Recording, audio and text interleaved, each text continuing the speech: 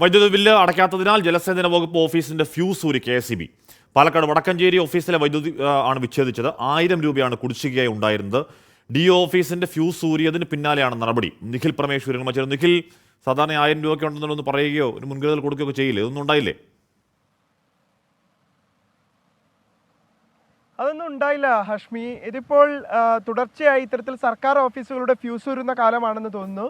കഴിഞ്ഞ ദിവസം Palakkad DO office അതല്പം പക്ഷെ കടുത്തുപോയി കേട്ടോ. കാരണം സ്കൂൾ തുറക്കാൻ ഇനി 2 ദിവസം മാത്രം ശേഷിക്കും. നാളത്തെ ഒരു ദിവസം മാത്രമേ മുന്നിലുള്ളൂ. എന്നിരിക്കെ പോലും ഈ ഒരുപാട് ജോലികൾ ഉള്ളപ്പോഴാണ് DO ഓഫീസിന്റെ ഫ്യൂസ് ഊരുന്ന സാഹചര്യം ഉണ്ടാകുന്നത്. ഇതിപ്പോൾ 1000 രൂപയുടെ കേസേ ഉള്ളൂ. വടക്കഞ്ചേരിയിലെ ജലസേചന ഓഫീസിന്റെ ഫ്യൂസാണ് KSEB ഊരിയത്. സാധാരണഗതിയിൽ ഇത് ട്രഷറിയിൽ നിന്നാണ് ഈ തുക അടയ്ക്കാറ്.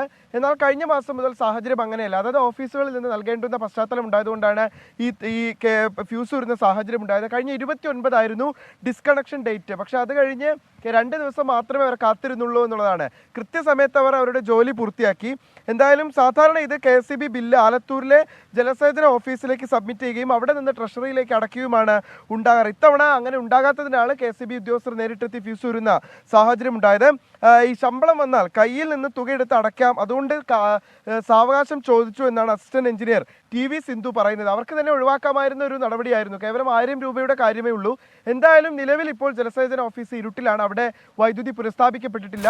തുകയടച്ചാൽ അപ്പോൾ തന്നെ റീകണക്ഷൻ നൽകാമെന്നുള്ളതാണ് KSEBയുടെ വാദം.